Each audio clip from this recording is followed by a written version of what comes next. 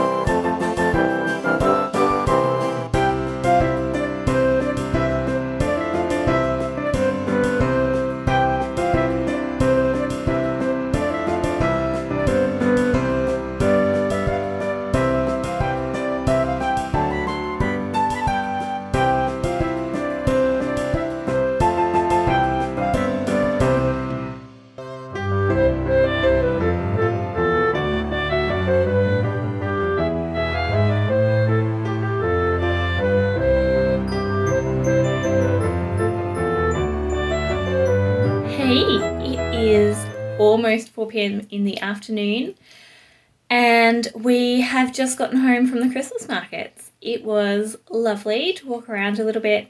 They're quite small markets. The Runic in Rzeszów is quite small.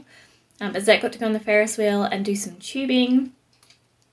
And we had some hot drinks. Yeah, it was just lovely to walk around and enjoy it. Got some Mexican for lunch, which was quite delicious. And now we're home for just a few minutes before we go to a birthday party this afternoon. So we're going to head out for that soon. But in the interim, the kids are having some downtime watching some TV and resting. And I am going to try and edit just a tiny bit of the podcast because, by that I mean upload things and not much more because we're leaving in 9 minutes to go to the party. So just a tiny little check-in. Haven't done advents today. I did finish the mittens for Zach, which was very exciting. And because I had the stuff with me, I could also do a cord to attach Ilse's mittens to each other so that she couldn't keep taking them off as easily. So it's cold outside, like it was -5. I don't know how cold it is now, but it's cold. And she just did not want to keep her mittens on. And her hands were going red with the cold. So when we stopped for lunch, I just did a crochet line, like a chain, from one mitten to the other so that they could be threaded through the sleeves and they're attached to each other, which has dual purposes. One, it makes it harder for the mittens to fall off or be taken off, but it also means that if they do come off, they don't get lost. So I've done that for Ilse's. I will do that for Zach's, but I didn't have enough of the yarn. I used the leftovers from Zach's yarn to do Ilse's. Because what I did, I knew I wanted to finish Zach's, but I didn't want to take 2 giant balls of yarn with me today. So I just wound a bit off. And I had enough to finish Zach's mittens and do this chain for Ilse's mittens. So I will do a chain for Zach's as well now that they're done. So there you go. That's what we've done today. What we're going to do. Pretty exhausted right now, but it has been a good day.